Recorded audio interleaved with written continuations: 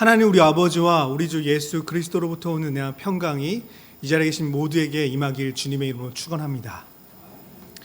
오늘 본문에서 예수님은 제자들과 무리들에게 말씀을 하십니다. 무리는 지난주 본문에 언급됐듯이 각처에서 온 사람들이었고, 제자들은 예수님께서 처음으로 부르신 제자, 어부인 제자 4명이었습니다.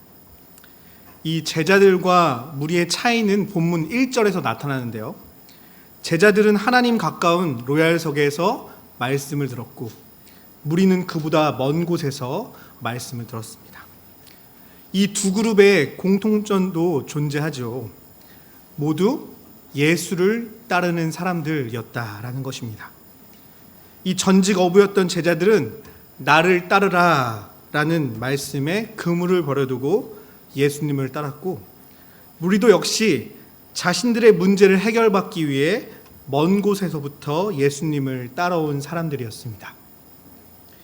지금 우리도 예수님을 따르고 싶어서 이 자리에 함께 나와 있죠. 그러니 오늘 말씀은 2000여 년 전에 그들에게만 주어진 말씀일 뿐 아니라 예수를 따르고자 예배하러 온 우리를 향한 말씀이기도 하다는 사실을 되새겨 봅니다. 특별히 오늘 본문의 배경은요, 산입니다. 이 산이라는 배경은 이스라엘 백성에게 모세를 떠오르게 했는데요.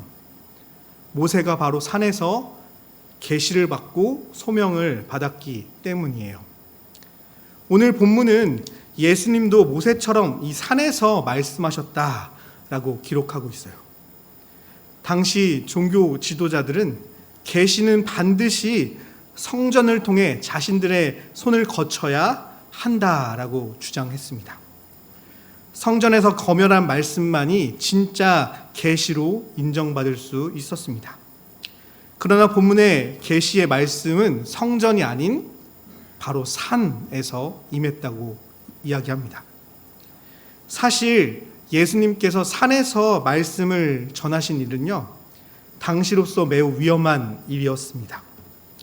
이는 성전 중심 체제를 정면으로 부정하는 일이자 성전의 기득권자들의 밥그릇을 위협하는 행위였기 때문이에요. 그럼에도 불구하고 예수님은 의도적으로 성전이 아닌 산으로 계시의 장소를 택하십니다.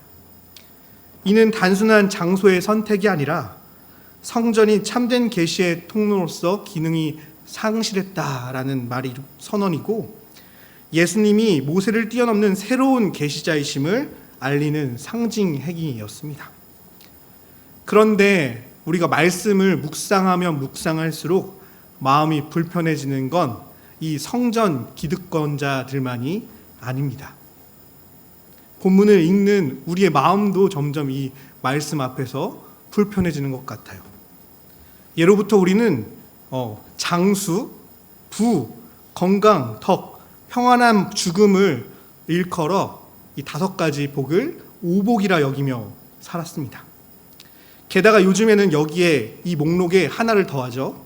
건강한 치아를 더해서 육복이라 부르며 이것을 세상에서 누릴 수 있는 최고의 복으로 간주합니다.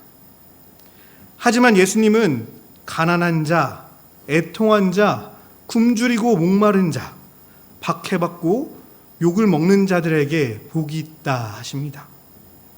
우리 생각과 전혀 다른 이 복의 목록 앞에서 우리의 마음이 본능적으로 불편해지는 것입니다. 그런데 바로 이 지점이 그리스도인들에겐 종종 인생의 포인트가 됩니다. 터닝 포인트가 됩니다. 이때가 바로 나의 어긋난 기준을 하나님의 올바른 기준으로 바꿀 수 있는 절호의 찬스이기 때문이에요. 이 갈등을, 이 말씀에 대한 갈등을 에둘러 피하지 않고 직시할 때에 비로소 우리는 하나님이 주시는 복이 무엇인지 진정으로 알게 될 것입니다. 그럼 먼저 본문에 등장하는 복의 의미부터 함께 살펴볼까요? 그리스어로 적힌 이 복이라는 단어는요, 어떤 뜻이냐면 더할 나위 없이 복된 상태, 혹은 신들이 생각하는 복된 상태를 뜻했습니다.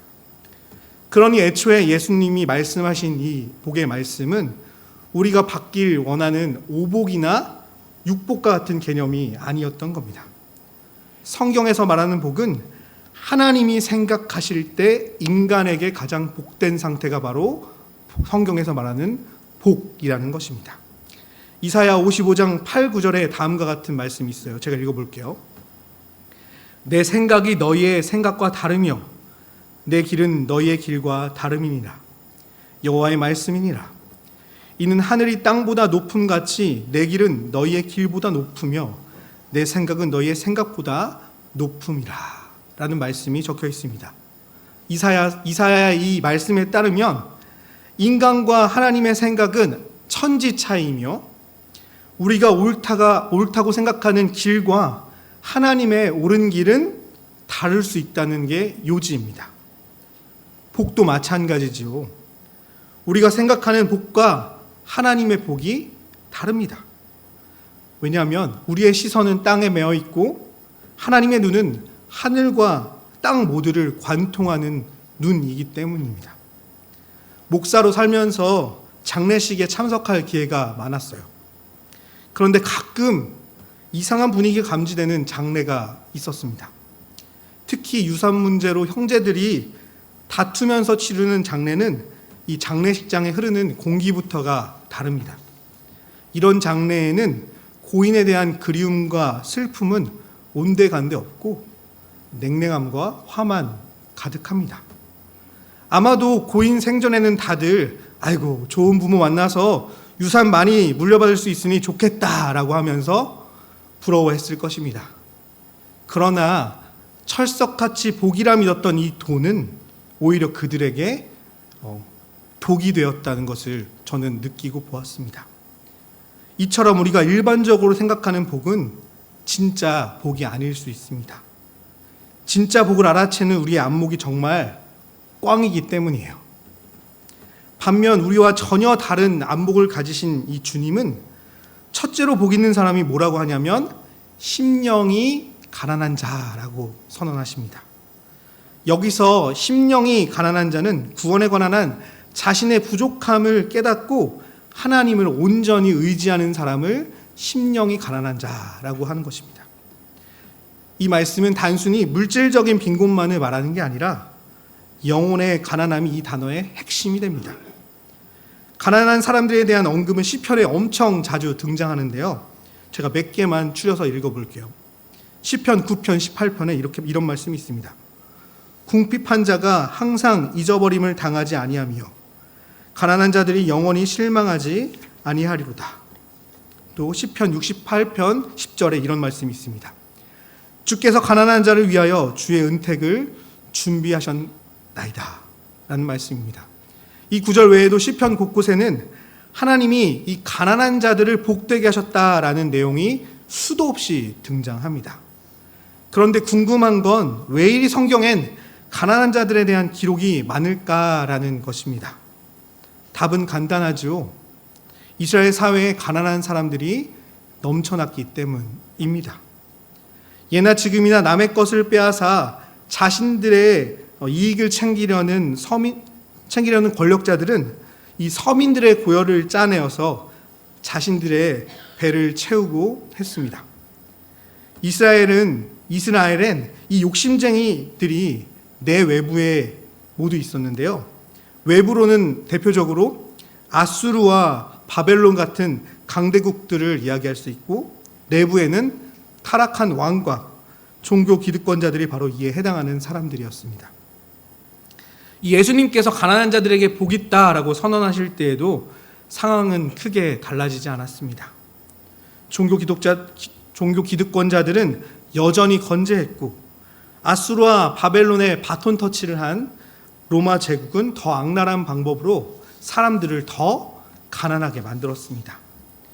역사적 사료에 따르면 당시 유대인 인구의 70% 이상이 생계를 유지하기 힘들었다라고 합니다.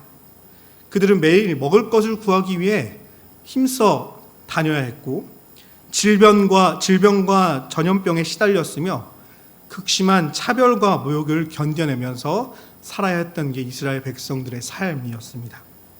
그들의 삶은 매일매일 이 지옥이었고 네 눈에서 눈물이 마를 날이 없었습니다. 이런 현실은 육신을 가난하게 할 뿐만 아니라 그들의 영혼까지도 가난하게 만든 것입니다. 그래서 이 마태복음의 마태는 누가복음에 가난한 자에게 복이 있다라는 말씀에 딱 표현 하나를 더하죠. 바로 심령이라는 표현을 더합니다. 이는 당시 가난함이 물질적인 가난을 넘어 영혼의 빈곤까지 이어진 시대상을 마태가 반영한 것입니다. 다시 말해 가난의 의미를 영적인 차원까지 확장시킨 것입니다. 여기서 중요한 점은 복은 가난한 그 자체에 있는 것이 아니라 그 가난 속에서 하나님의 사람은 어떻게 반응하냐에 달려있다는 것이 바로 이 핵심입니다. 진정으로 복된 사람은 가난한 현실을 직시하면서도 나의 부족함을 하나님께 의지하고 맡기는 사람입니다. 하나님 외에는 아무도 나를 구할 수 없다라는 절박한 마음으로 하나님께 매달리는 사람이야말로 그 자체로 복된 사람인 것입니다. 루터의 말대로 율법은요, 우리의 죄와 부족함을 드러내서 우리를 복음의 자리로 인도합니다. 마찬가지로 이 심령의 가난함은 우리로 하여금 하나님을 전적으로 의지하게 합니다. 그래서 심령이 가난한 자에겐 복이 있습니다. 그는 이미 하나님 나라의 통치를 받아들일 가난한 마음에 준비가 되어 있기 때문이죠.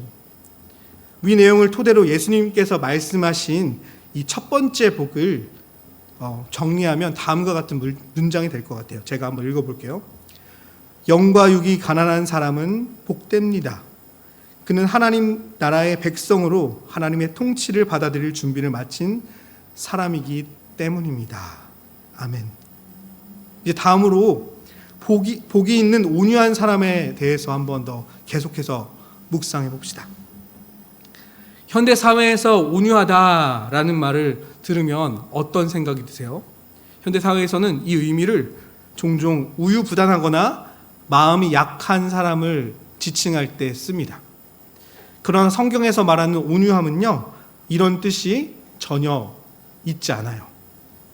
철학자 아리스토텔레스는 온유함에 대해 이렇게 얘기합니다. 분노와 인내 사이의 중용이다 라고 온유함을 이야기했어요. 이걸 쉽게 풀면 분노해야 할 만할 때는 분노하고 그렇지 않을 때는 인내하고 참는 태도가 바로 이 그리스어에 담긴 온유함의 의미입니다. 이 온유함을 삶으로 살아냈던 사람이 있는데요. 그 사람은 바로 디트리히 보네퍼입니다. 그는 나치 정권 아래에서 그리스도인의 행동 기준을 제시했는데요. 이 보네퍼에 따르면 나 자신을 위한 분노는 내려놓아야 하지만 또 참아야 하지만 억압받는 이웃이 주변에 있다면 분노하는 것이 오히려 의무다라고 이야기했습니다. 보네퍼는 이를 책임 있는 저항이라고 불렀는데요. 하나님의 형상대로 지음받은 이웃이 고통을 당할 때 그를 도와야 한다. 이것이 의무다라고 이야기한 것입니다. 이러한 이유로 보네퍼는 유대인 학살에 침묵하지 않고 히틀러 암살에 동참을 한 것입니다. 그의 행동은 하나님의 정의와 이웃사랑을 위한 거룩한 분노였습니다. 따라서 그가 분노할 때 분노할 줄 아는 온유한 사람이다라고 우리는 이야기할 수 있을 것 같아요. 성경에도 이 온유함 하면은 둘째가라면 서러울 사람이 한 명 더 등장하는데요. 누굴까요? 민수기에 나오는데요. 바로 모세입니다.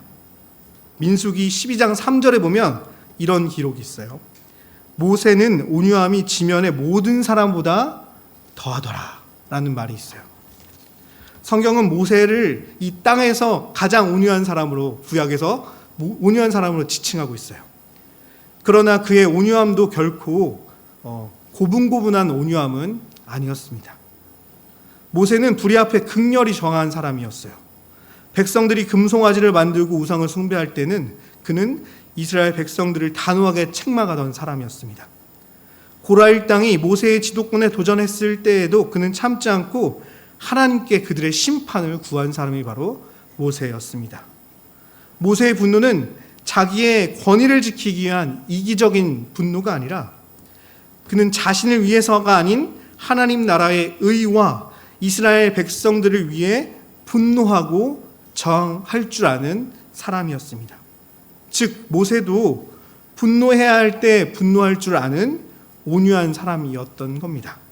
정리하면 주님이 말씀하신 이 온유함은 단지 착한 성품이 아니라 하나님 앞에서 자신을 한없이 낮추고 약자를 위해서는 저항할 줄 아는 성품을 말했습니다. 게다가 주님은 이 온유한 이들에게 한 가지를 더 약속해 주시죠. 뭐냐면 땅을 약속해 주십니다.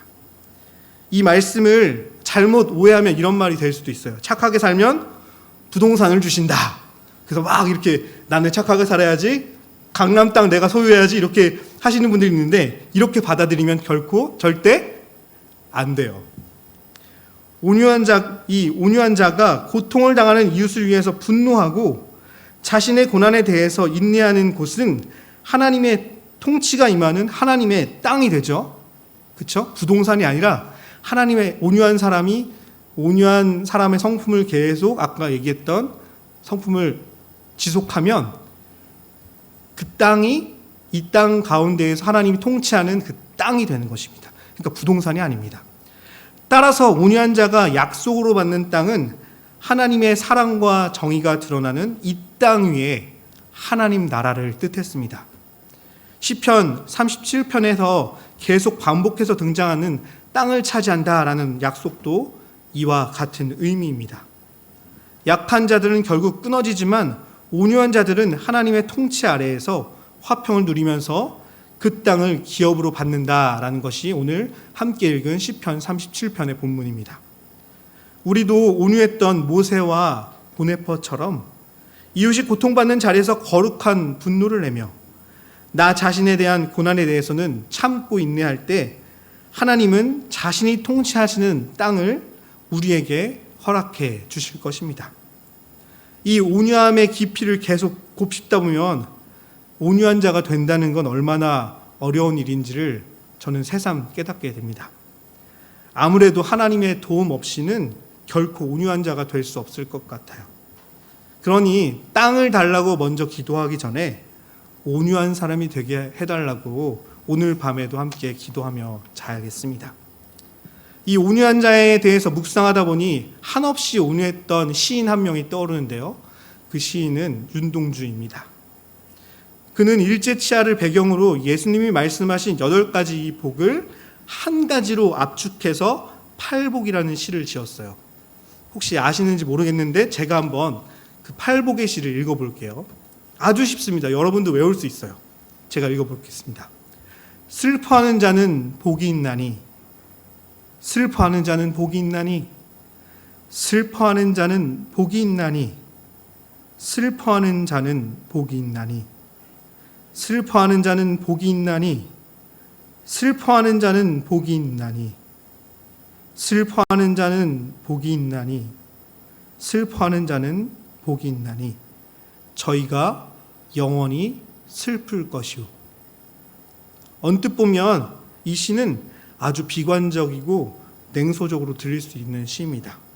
그런데 사실 이 시는요, 절절한 공감의 시입니다.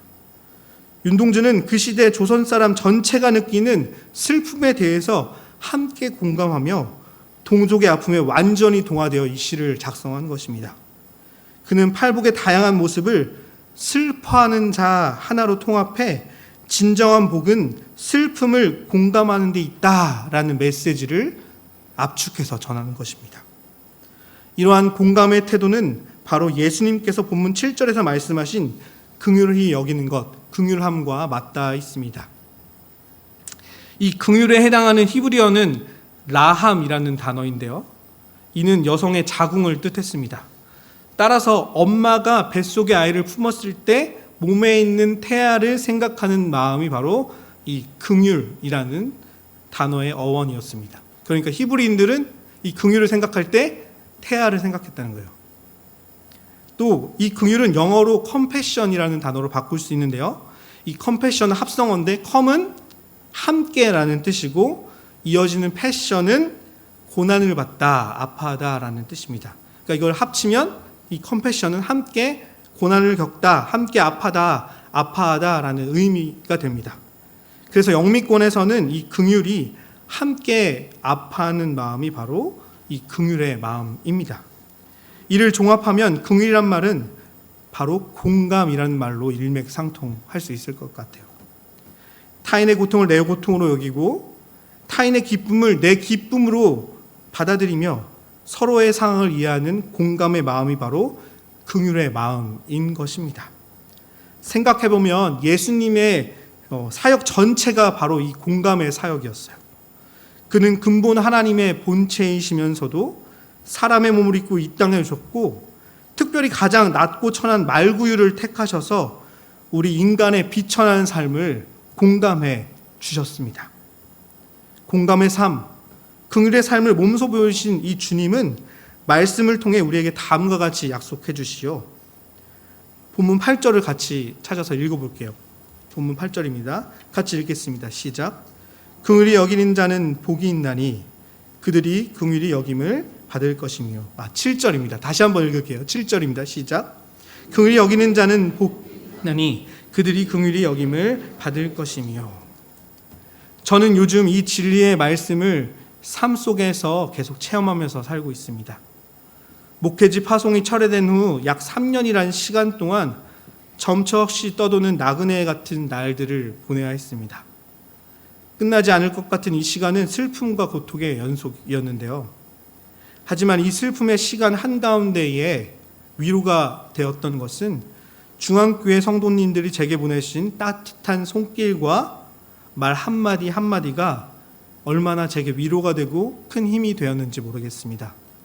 여러분은 저의 상황에 대해서 깊이 공감해 주셨고 저는 여러분들을 통해 주님의 긍휼을 직접 경험할 수 있었습니다. 돌아보니 저는 이미 긍휼히 여김을 받은 자였고 동시에 복 있는 사람이었던 것을 고백합니다. 그런데 잘 생각해 보세요. 저같이 여러분들도 이미 복받은 사람입니다. 하나님은 긍휼을 베푼 여러분 한 사람 한 사람을 잊지 않으시고 여러분들에게 베푸실 긍휼을 이미 찜콩해 놓으셨기 때문이에요. 예약해 두셨기 때문이에요. 이제 말씀을 마무리하려고 합니다. 시간 관계상 모든 본문을 다룰 수 없었지만 예수님이 말씀하신 복의 핵심은 하나예요. 그것은 복된 자의 삶은 하나님 나라의 백성으로 살아가는 삶이다 라는 것입니다. 심령이 가난함, 애통과 온유, 의에 대한 갈망과 긍휼, 마음의 청결과 화평, 그리고 의를 위한 박해로 이어지는 복의 모든 목록들은 이러한 점에서 서로 연결됩니다.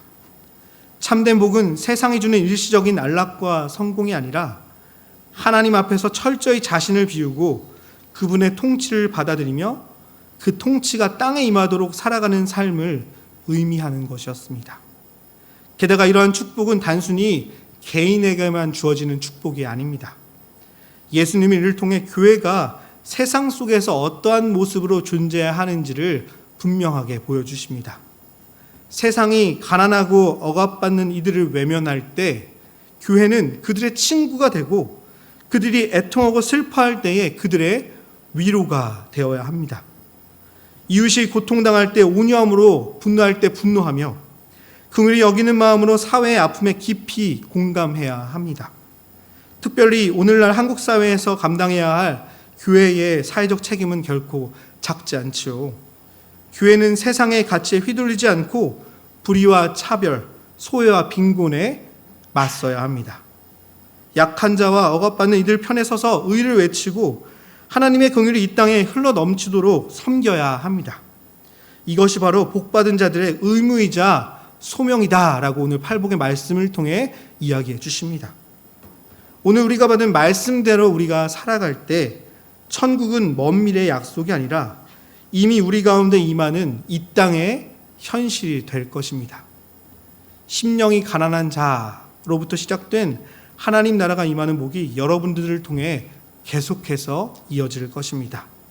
이 여정 속에서 우리 각자가 주님 앞에서 복 있는 자들로 함께 서 있기를 축복합니다.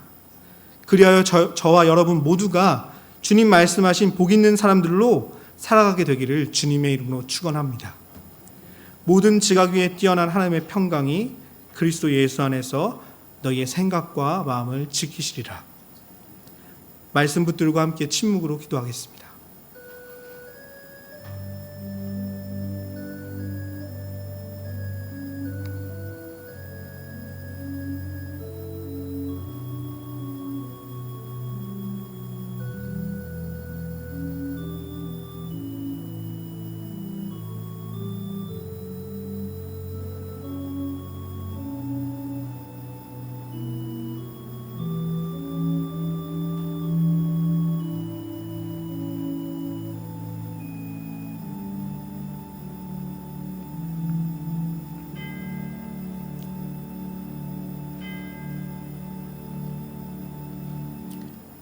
이 모든 말씀 우리에게 복을 주시고 복된 자로 살게 하시는 예수 그리스도 이름으로 기도하옵나이다.